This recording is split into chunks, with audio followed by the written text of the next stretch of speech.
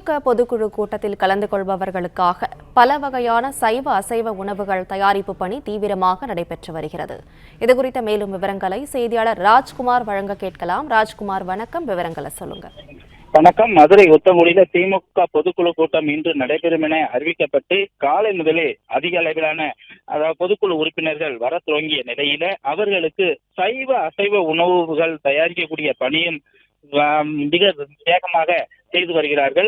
இதுல கமக்கும் விருந்துக்கு தயாராகி வரக்கூடிய நிலையில இந்த பொதுக்குழுல உள்ள உறுப்பினர்களுக்கு மட்டன் எண்ணெய் சுக்கா, மட்டன் உப்புக்கறி, கோலா உருண்டை, மட்டன் ஒயிட் குருமா, வஞ்சிர மீன் வறுவல், நாட்டுக்கோழி மிளகு கறி, சிக்கன் 65, ஆம்லெட், மட்டன் பிரியாணி, எலும்பு குழம்பு, ஐரமீன் குழம்பு, சிகத்தண்டா, பீடா, மலைவாழைப்பழம், வாழைப்பழம் என 25க்கும் மேற்பட்ட அசைவ உணவும், அதே போல சைவ உணவுகளான கதம்ப பொரியல், உருளைக்கிழங்கு காரக்கறி, சைவ சிக்கன், சைவ வறுவல், சைவ மீன் ஃப்ரை, சிப்பி காளான் குழம்பு, வெஜிடபிள் பிரியாணி, எண்ணெய் சுக்கா கத்திரி, கார குழம்பு என 25க்கும் மேற்பட்ட சைவ உணவுகளுமாக சுமார் 500க்கும் மேற்பட்ட சமையல் கலைஞர்கள் தற்போது அந்த உணவுகளை தயார்படுத்தி வருகிறார்கள். அது மட்டுமல்லாமல் அந்த பொதுக்குழு உறுப்பினர்கள் உணவு அருந்துவதற்காக முற்றிலும் குளிர் ஊட்டப்பட்ட ஒரே நேரத்தில் 3000 பேர் அமர்ந்து சாப்பிட போகக்கூடிய வகையில அரங்குகளும் அமைக்கப்பட்டிருக்கிறது.